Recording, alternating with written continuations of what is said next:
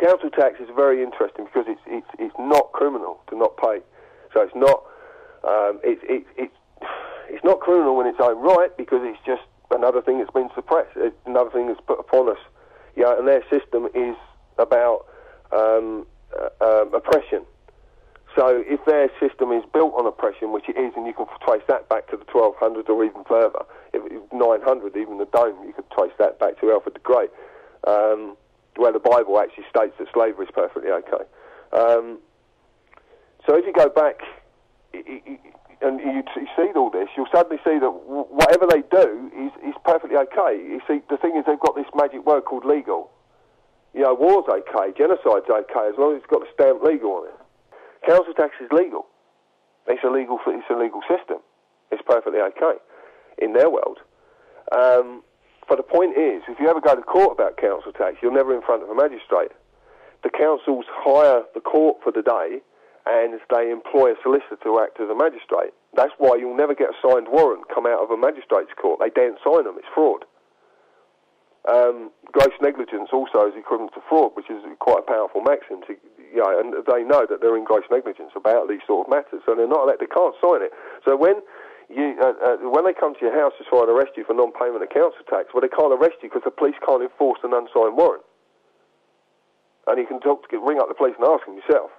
You don't have to take my word for it, but ask them. Rather, you get it from the horse's mouth. They can't enforce an unsigned warrant, and they will tell you that a warrant that hasn't got a signature is not worth the paper it's written on.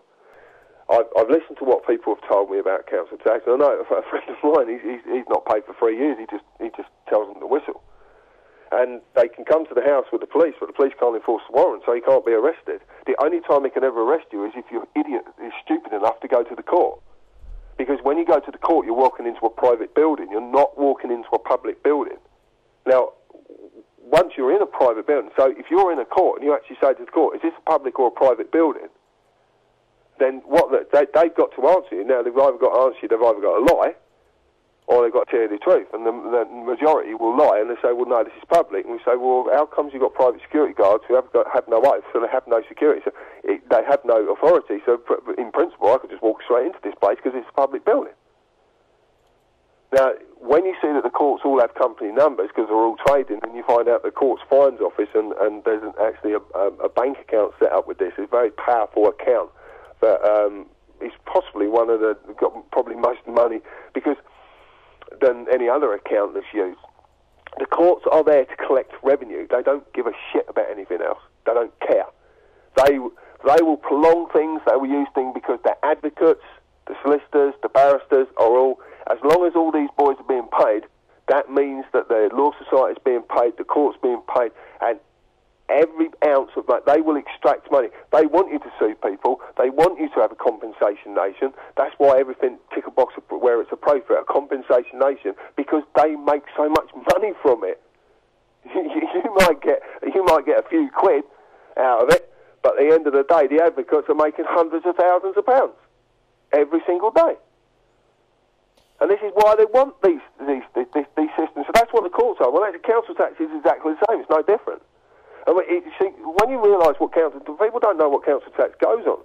We reported about 18 months ago that the first £240 of your council tax goes to the actual councillors of your county council or your local council. You're paying for their pensions. And they're called copper bottom or gold-capped pension schemes. And first £240 of that your payment, whatever payment you're making on every household, goes towards their pensions, and that's why they get these nice fat cap pensions when they leave. Now, Eric Pickles, an MP, just recently come out and said, did you know that £300 of every council tax payment is now paid to the councillors' pensions? So not only has he confirmed what we said 18 months previous, he's also told us that it's gone up from 240 to 300, but there we go, there's inflation, isn't there? Always got inflation.